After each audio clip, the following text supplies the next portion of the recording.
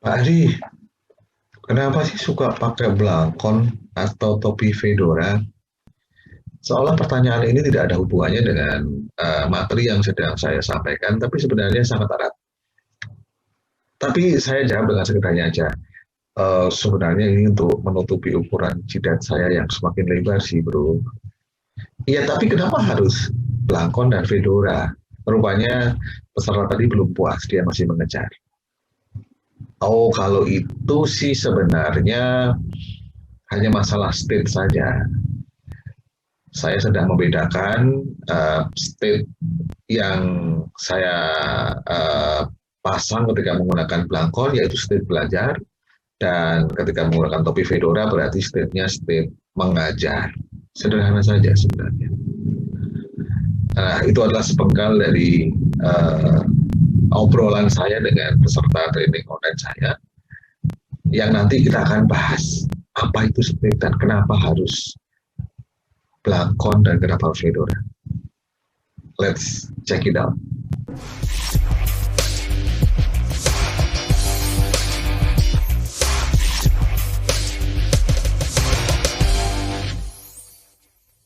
Assalamualaikum warahmatullahi wabarakatuh. Salam sejahtera untuk kita semuanya, sahabat kampung NLP, sahabat kampung terapi yang berbahagia. Jumpa lagi dengan saya, Hari Dewanto, dalam program NLP Ngabuburit lewat platform. Sesi kali ini masih akan membahas mengenai state, ego state, atau part. State sebenarnya bagian dari kita yang aktif atau mengendalikan diri kita pada suatu saat tertentu. State yang berbeda akan menghasilkan perilaku yang berbeda pula. Saya sering menyebutnya sebagai organ virtual yang menentukan kesuksesan atau kegagalan kita. Jadi analogi yang sering saya gunakan juga aplikasi. Jadi dalam handphone kita itu ada banyak aplikasi. Semakin canggih handphone kita, semakin banyak aplikasinya, maka semakin banyak juga kebisaan, kemampuan yang dilakukan oleh handphone ini. Makanya handphone kita sekarang disebutnya sebagai smartphone atau handphone pintar. Nah, bagaimana kita bisa mengoptimalkan kepintaran atau kemampuan dari handphone ini? Ya tentunya langkah pertama kita mesti mengenali dulu aplikasi apa saja yang sudah terinstall baik by default maupun yang kita install dengan sengaja untuk melengkapi kepintaran dari handphone kita ini. Dari mana kita tahu?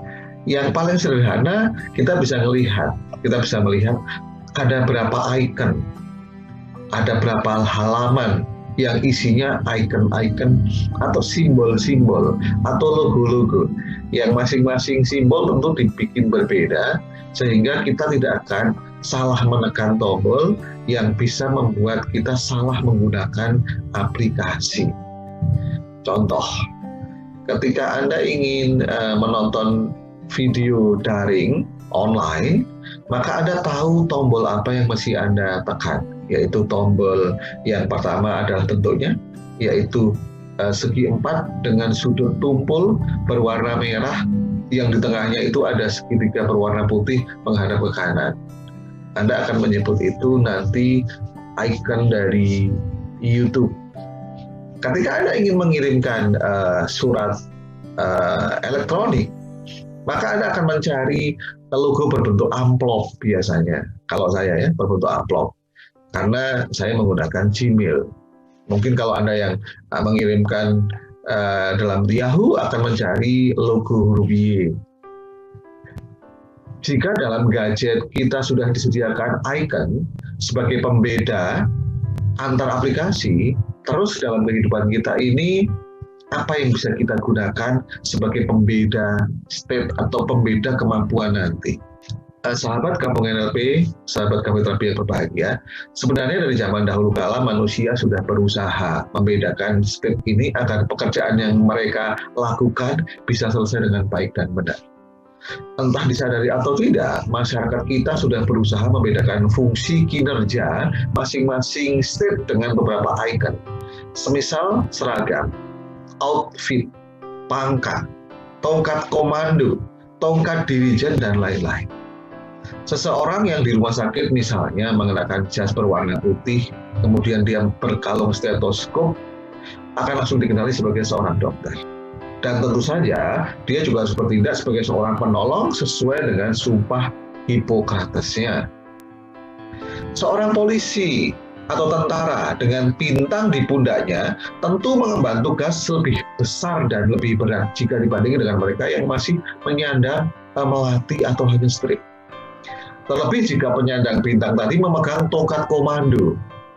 Simbol melati, bintang, serta tongkat komando ini merupakan ikon pencetus perilaku yang semestinya dilakukan sesuai dengan tugas dan tanggung jawab mereka. Sahabat Kampung NLP, sahabat Cafe Terapi yang berbahagia, demikian contoh pentingnya mengenali state dan manfaat dalam kehidupan sehari-hari. Sebentar lagi saya akan memberikan contoh yang juga sudah sangat familiar bagi Anda yang mempelajari mengenai kepemimpinan. Dalam bukunya Six Thinking Hat, Edward de Bono itu menjelaskan dengan sangat apik mengenai perbedaan state yang ditandai dengan perbedaan topi.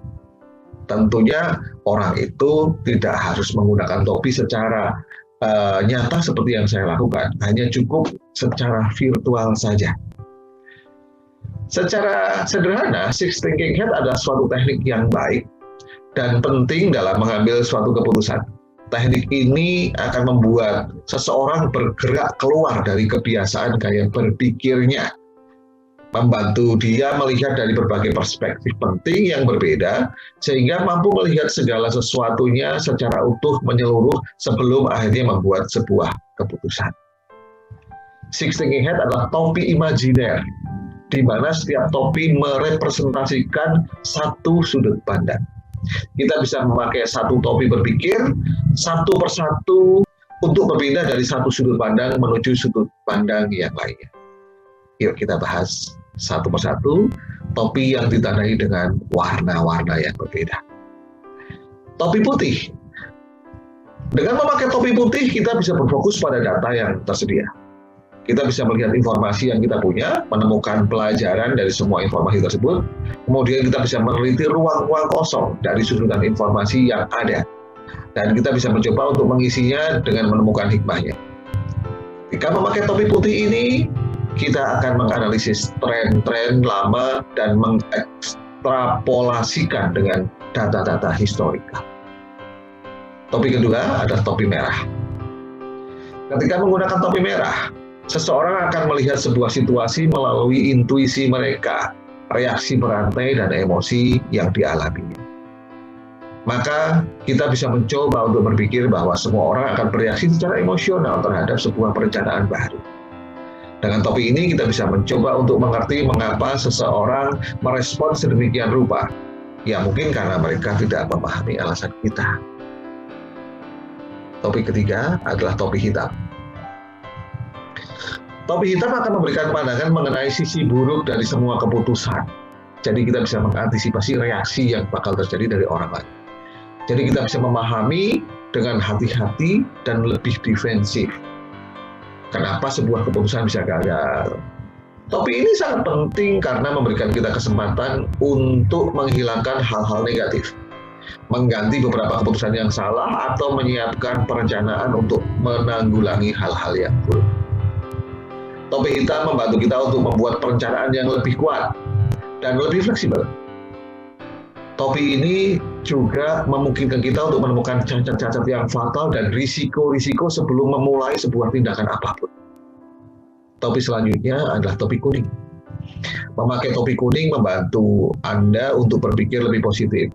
Inilah sudut pandang positif yang membantu kita untuk keuntungan dari semua keputusan dan semua value di dalamnya. Pemikiran topi kuning memungkinkan kita untuk bisa terus maju walaupun sedang berada dalam kondisi yang sulit. Topi hijau. Topi hijau mewakili sisi kreatif. Di sini kita bisa mengembangkan solusi kreatif bagi semua situasi. Topi ini memungkinkan kita untuk mengeksplorasi di mana ide-ide kreatif mendapatkan paling sedikit kritik.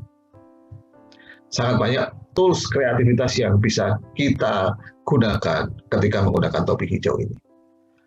Dan topi terakhir adalah topi biru. Topi biru adalah topi kontrol proses. Topi ini dipakai oleh mereka yang memimpin meeting ketika situasi sulit terjadi dan ide-ide mulai kering. Maka pemakai topi biru akan mengalihkan aktivitas tim menuju topi hijau ketika perencanaan lain dibutuhkan.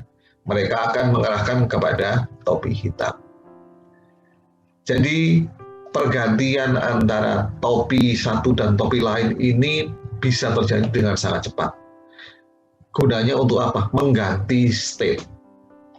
Karena state berbeda menghasilkan perilaku berbeda, maka saya mengajak sahabat Cafe Terapi, sahabat Kampung NLP, di dalam kehidupan sehari-hari, tanpa Anda harus mengikuti apa yang saya lakukan dengan berganti belangkon atau topi fedora, cobalah untuk mengubah state Anda ketika Anda sedang ingin mengubah perilaku Anda.